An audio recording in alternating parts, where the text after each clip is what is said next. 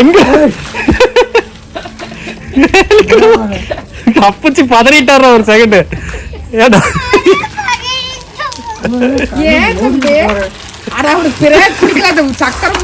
அதுக்காக மறுதாடி செடிக்கு விடுவாரா? ஏடா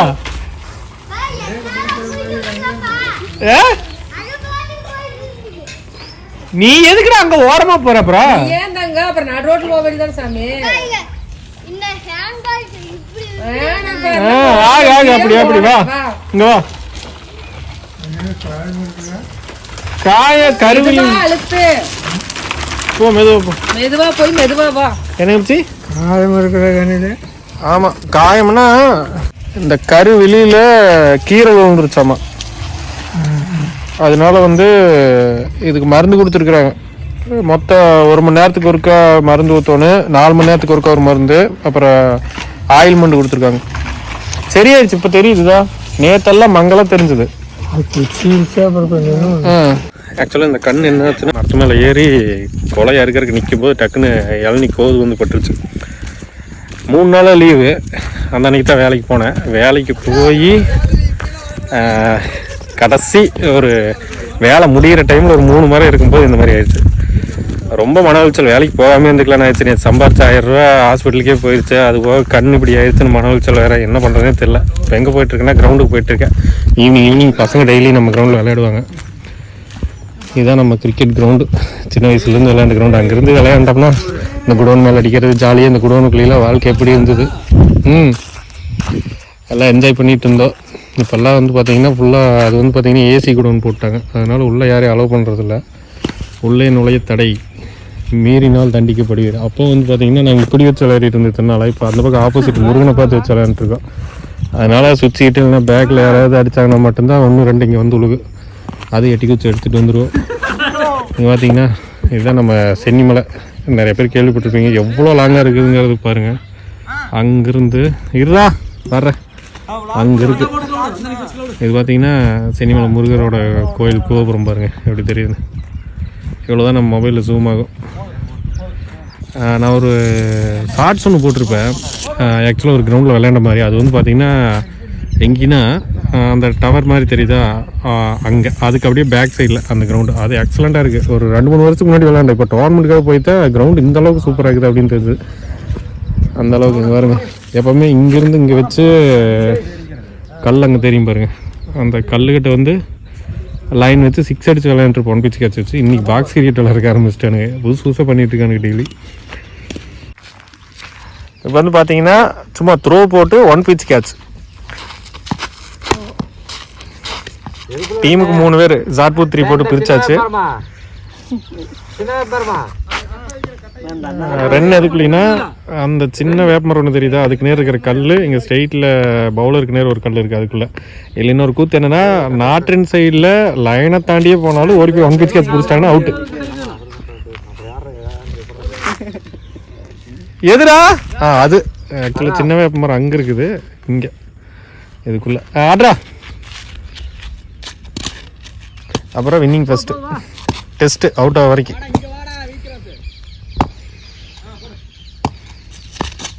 ஃபர்ஸ்ட் பாலே 6. புடிச்சாடா. அவன்லாம் ஜென்மத்துக்கு பிடிக்க மாட்டாடா. உங்கயாச்சும் புடிச்சிட்ட அவுட்டு.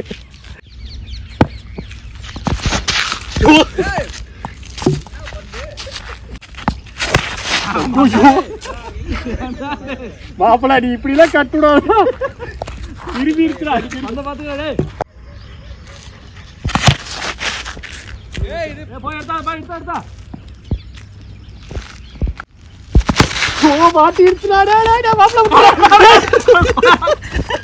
அப்பா சாமி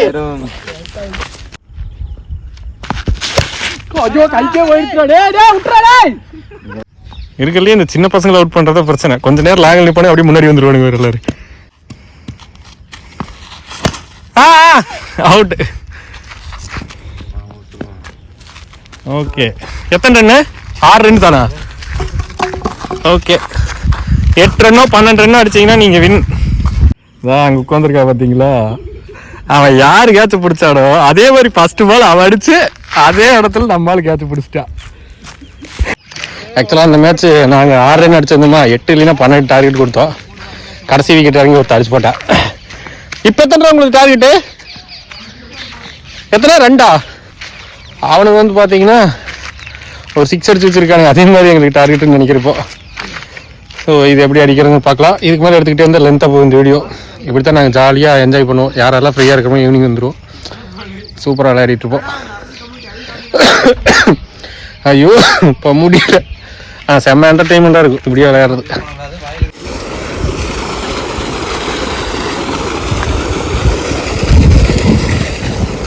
நடந்து போயிட்டு இருக்க வீட்டுக்கு நல்லா வாழை மரத்துக்கு தண்ணி தான் இருக்காங்க.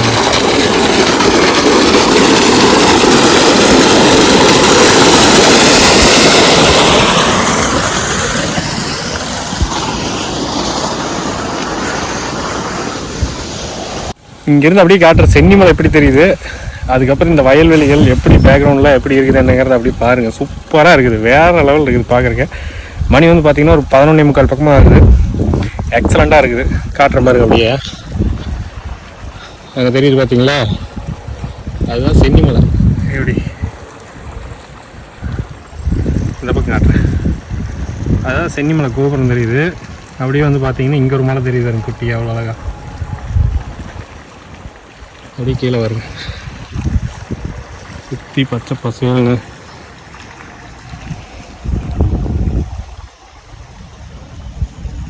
இப்போ நான் எங்கே இருக்கிறது காட்டுன்னா, நம்ம மேலே இருக்கிற தேங்காய் வந்து அறுத்துடுறது. சரி பார்த்தீங்களா, இதில் ஏறித்தான் வந்து அறுக்கணும். குழவியா? அந்த மரத்தில் வருங்க, அந்த காம்பு அறுக்கணும். ஆனால் குழவி பறக்குது, கொஞ்சம் டேஞ்சர் தான். வேகமாக அறுத்து கருங்கிடுவான். குப்பு குப்பு குப்பு வேகமாக வேலையை செஞ்சுட்டு வந்துட வேண்டியதான். பாருங்க குழவி பறக்குது பாருங்க. அப்படி தெரியுதான்னு தெரில. நம்ம நீ அங்கே போயிட்டு வரணும். அப்பா ஆல்ரெடி பார்த்தீங்கன்னா பாதி மணி ஏறி நிற்கிறோம், இன்னும் பாதி ஏறணும். சூரியன் அப்படியே கண்ணுக்கு நேர், கண்ணுக்கு ஊசுது. அப்படியே மரத்து மேலே இப்படி நிற்கும்போது இது இருக்குல்ல, இப்படி அந்த பக்கம் பார்க்கும்போது இது வந்து கரெக்டாக கண்ணில் வந்து இது குத்திடுச்சு. சரிதா, எவ்வளோ க்ளோஸாக இருக்குது. டக்குன்னு இந்த பக்கம் வேலை செஞ்சுட்டு இருந்து இப்படி திரும்பும்போது டப்புன்னு பட்டுருச்சு. அப்படி தான் ஏமாந்துடுச்சு. பார்த்தா செவசவன் இருக்குது, காயாக தான் தெரியுது பார்த்தா. கொஞ்சம் கொஞ்சம்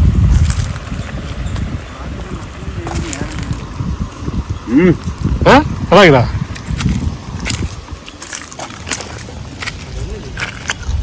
மாங்கா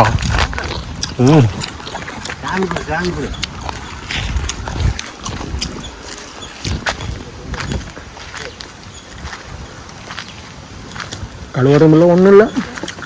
கீழே இருந்ததை எடுத்து அறிஞ்சோம்.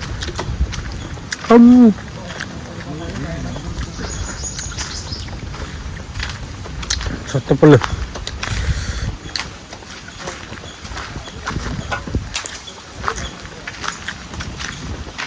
சூப்பர்.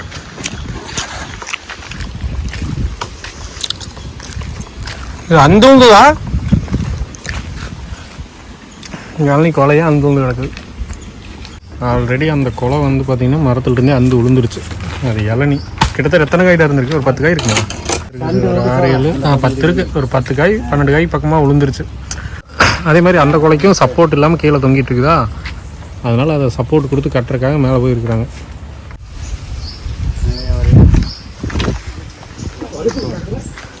பார்த்து மேலே வச்சுன்னா மட்டை படக்குன்னு வந்து அடிமட்டையில் வைக்காதீங்க.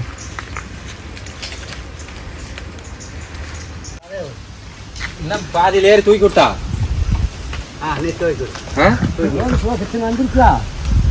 தள்ளி விடுறோம். ஒரு 2 பேர் தூக்குனீங்கன்னா வந்துரு. இல்லைங்க தள்ளவா? தூக்குனா போயிருது. வா டே வாடா வீடு தூக்குனா போகுதுடா. நான் வேற ஒரு 7 போனை வச்சுக்கிட்டு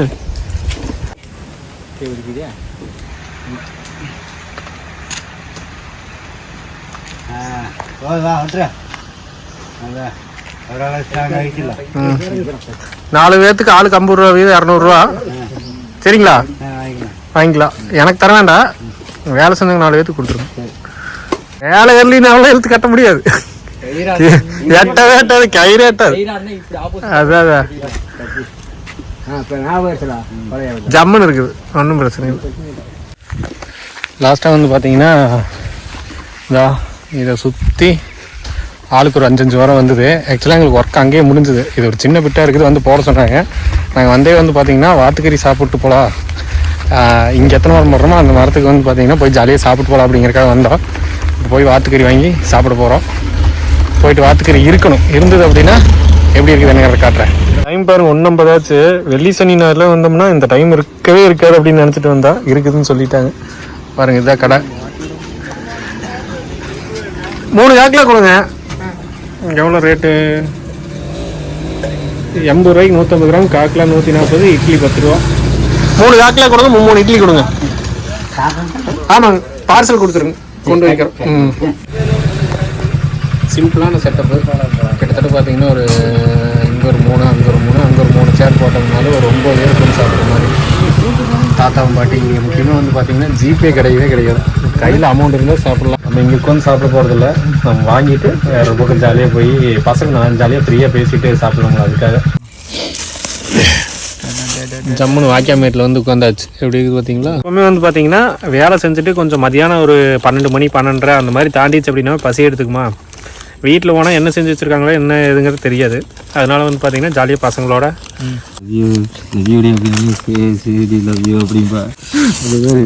காக்கெலாம் வருவல். இப்படி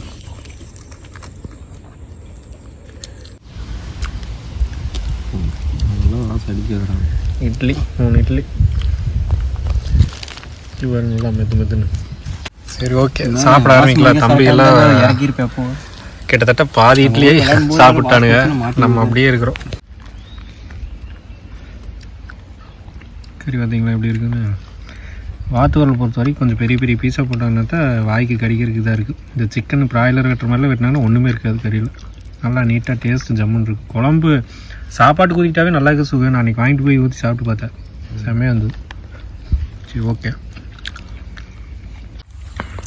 இது ஃபுல்லாக பார்த்தீங்கன்னா வெறும் சத பீஸாக இருக்குது. உண்மையாக இந்த நல்லா இருக்குது ஆவோ அப்படின்னு சொல்ல விரும்பலை. ஏன்னா நாங்கள் ரெகுலராக சாப்பிட்ற கடை. ஃபஸ்ட் டைம் சாப்பிட்றப்ப இருந்த எக்ஸைட்மெண்ட் வந்து வேறு. ஏன்னா எங்களுக்கு தெரிய டேஸ்டிங் நல்லா இருக்குன்னு. சீரியஸாக நல்லாயிருக்கும். சாப்பிட வந்தால் எப்படி இருக்குதுன்னு வீடியோவில் போடலாம் அப்படிங்கிறக்காங்க. உண்மையாக கண்டென்ட் க்ரியேட் பண்ணுறது அப்படிங்கிற ஸ்டார்ட் பண்ணுறதுங்கிறது சாதாரணமான விஷயந்தான். அதுக்காக கண்டென்ட் ரெடி பண்ணுறது ரொம்ப சிரமமாக இருக்குது. யோசிக்கிறது, அதுக்கான சுச்சுவேஷன் வந்து க்ரியேட் பண்ணுறது, அதுதான் ரொம்ப கஷ்டமாக இருக்குது.